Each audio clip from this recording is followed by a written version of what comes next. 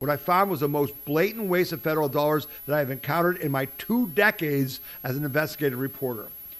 This is the first part of Medicaid Millionaires, a Daily Wire series exposing billions of dollars in dubious personal service payments where people are paid to spend time with their own family. Under the guise of health care, Ohio pays people to go to Medicare beneficiary homes to perform homemaking and chores like cooking and cleaning.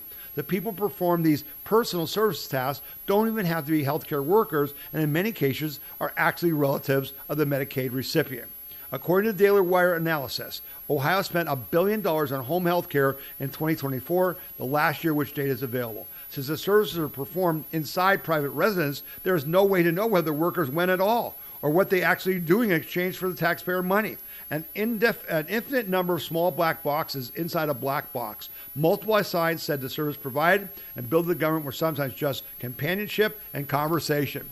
So you went to visit with grandma and you got a check for $2,000 a month on you and I.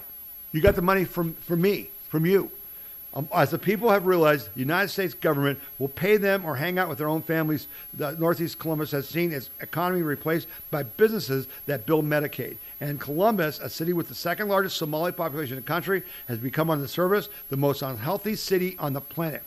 If the government is going to pay to do that, one health care operator told me, people see it as lucrative, so they jump in. The new welfare queen isn't the recipient whose low income qualify them for poverty programs. They're the companies getting rich off of them. And they had this buildings. They showed buildings in Columbus that the entire building was full of these companies who supposedly provided these services. Some of them, the doors on the offices didn't even have doorknobs. No one was ever in there. And we're just paying them $1 billion, millions and millions of dollars. So this was a stunning revelation, and the Republican Party is on the hook because they run Ohio. The Republican Party runs Ohio.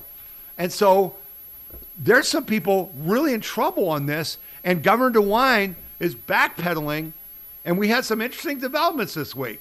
So the people most responsible, if this is really happening, and it's pretty clear it is, this investigation is damning, are the auditor and the treasurer. The treasurer writes the checks. That the government sends the money to the Ohio Treasury. The treasurer writes the checks to these companies. The auditor is supposed to make sure that they're getting what they're paying. Well, obviously that has failed.